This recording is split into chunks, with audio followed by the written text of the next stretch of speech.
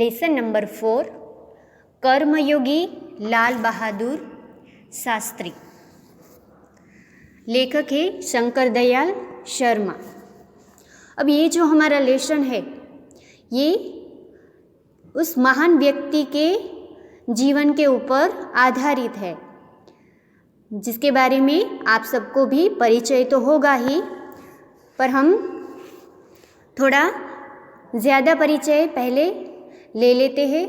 हमारा ये लेसन पूरा उन्हीं के जीवन के बारे में ही है कि कर्मयोगी यानी कि जो कर्म को ही योग मानते हैं, ऐसे लाल बहादुर शास्त्री। तो वो कौन थे? वो हमारे भारत के लोकप्रिय नेता थे। उनका जन्म 2 अक्टूबर 1904 को एक छोटे से रेलवे टाउन मुगल राय में हुआ था। उनके पिता शिक्षक थे और जब लाल बहादुर शास्त्री जी 1.5 वर्ष के थे तभी उनके पिता का देहांत हो गया था। और फिर उनकी माता उनके तीनों बच्चों यानी कि लाल बहादुर जी शास्त्री और उनके और 2 भाई बहन को लेके वह अपने पिता के घर रहने लग गई। गरीबी में ही उनका बचपन, पर फिर भी वह खुशहाल गुजरा था।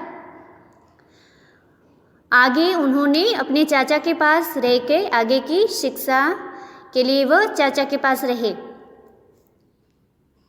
जब वे 11 साल के थे तभी से ब्रिटिश शासन के विरुद्ध में जो गांधी जी ने असहयोग आंदोलन छेड़ा था, तभी से उन्होंने दृढ़ निश्चय कर लिया था कि वह स्वतंत्र संग्राम में जुड़ जाएंगे।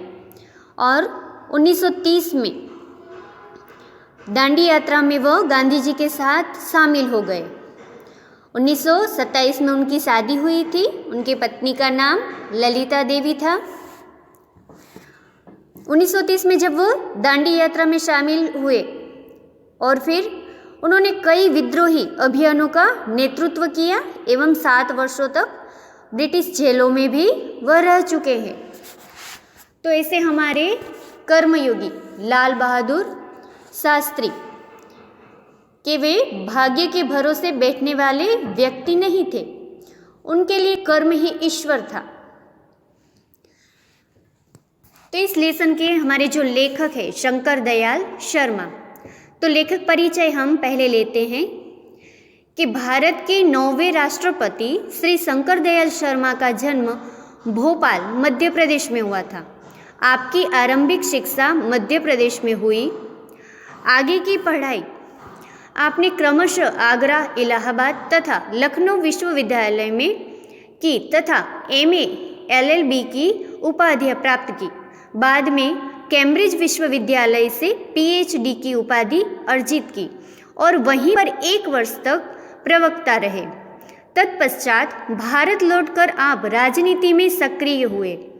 विधायक और सांसद के रूप में आरंभ हुई आपकी राजनीतिक यात्रा राज्यपाल, उपराष्ट्रपति और राष्ट्रपति के सर्वोच्च पद पर जाकर समाप्त हुई। हिंदी और अंग्रेजी दोनों भाषाओं में आपके अनेक पुस्तकें लिखी, जिनमें से कुछ इस प्रकार है: देशमणि, हमारे पथदर्शक, प्रतिष्ठित भारतीय तथा हमारे चिंतन की मूलधारा। तो ये सब हमने शंकर दयाल शर्मा जी के बारे में परिचय प्राप्त किया। कर्मयोगी लाल बहादुर शास्त्री, ये रेखाचित्र जो है इसमें लेखक शास्त्री जी के व्यक्तित्व का विश्लेषण करते हुए यह निष्कर्ष प्रस्तुत करते हैं कि अपनी कर्मठता के गुण के कारण लाल बहादुर शास्त्री एक अति सामान्य परिवार से उठकर देश के प्रधानमंत्री पद तक पहुँचे। वे कर्म को ही ईश्वर मानते हैं। कर्म के प्रति अटल आस्था एवं संपूर्ण समर्पण उनके जीवन विकास का मूलाधार है। तो हमारी जो ये इकाई है उसमें यही समर्पण भावना, कर्तव्य निष्ठा, कर्मठता और सेवा जैसे मूल्य शामिल है। हम लेसन देखते हैं। टेक्स्ट बुक में पेज नंबर 19 पर आपको टेक्स्ट बुक ओपन करके साथ साथ लेसन देखते जाना है। तो पहले है कि शास्त्री जी के नाम के साथ कर्मयोगी विशेषण जोड़ना बिल्कुल उपयुक्त है। कर्मयोगी यानी कि कर्म मार्ग का अनुसरण करने वाला, सदा फल की अपेक्षा न रखकर कर्म करने वाला, उसे कर्मयोगी कहते हैं। कि शास्त्री जी के लिए यह विशेषण जोड़ना बिल्कुल उपयुक्त यानी कि उचित है, क्योंकि मुझे तो उनका सारा जीवन ही कर्म से भरा हुआ मालूम पड़ता है। शास्त्री जी सामान्य परिवार से ऊपर उठकर देश के प्रधानमंत्री के जिस महत्वपूर्ण पद पर पहुँचे, उसका रहस्य उनके कर्मयोगी होने में ही छिपा हुआ है।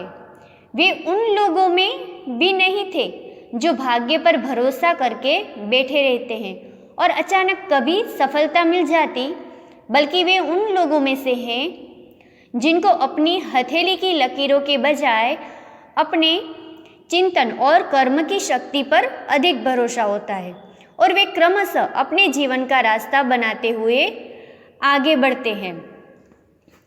तो लाल बहादुर जी शास्त्री थे वो बड़े ही महान कर्मयोगी थे कि वे भाग्य के भरोसे बैठने वाले व्यक्ति नहीं थे। उनके लिए कर्म ही ईश्वर था। कर्म के प्रति बिना किसी फल की आशा किए वे पूरी तरह समर्पित थे। उनमें गीता के निष्काम कर्मयोगी के लक्षण देखे जा सकते हैं।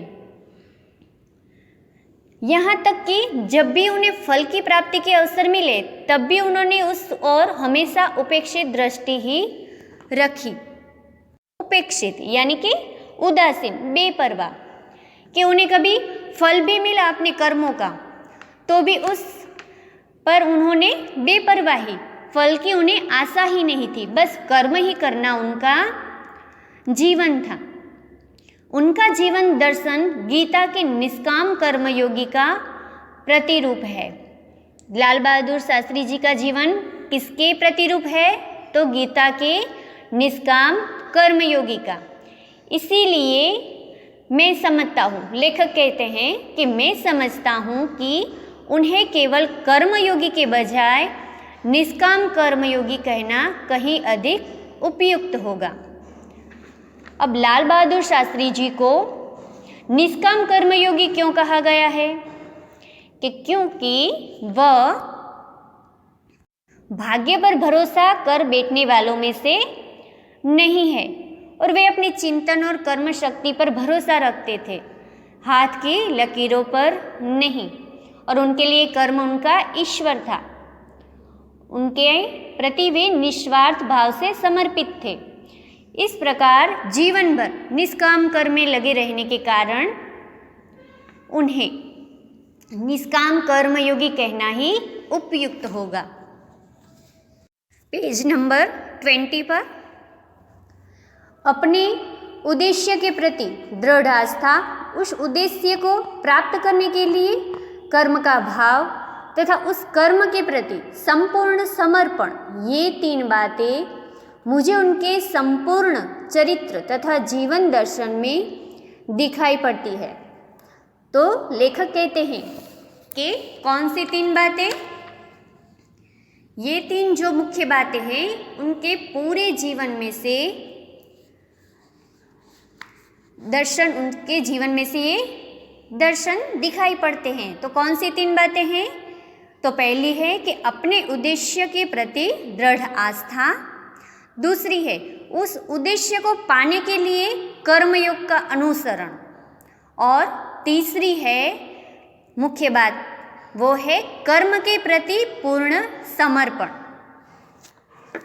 शास्त्री जी मानते थे कि जीवन के किसी भी क्षेत्र में सफल होने के लिए समर्पित भाव से कर्म करना जरूरी है।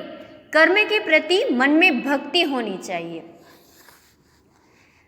अपने एक भाषण में उन्होंने इसी तरह के विचार व्यक्त करते हुए कहा था कि यहाँ तक कि भले ही आप राजनीतिक क्षेत्र या सामाजिक क्षेत्र या किसी अन्य क्षेत्र में कार्य करते हैं, यदि आप उसमें सफल होना चाहते हैं, अपने दायित्वों का पूरी तरह से निर्वाह करना चाहते हैं तो आपके कार्य और समर्पण तथा भक्ति और कर्म में समन्वय होना चाहिए।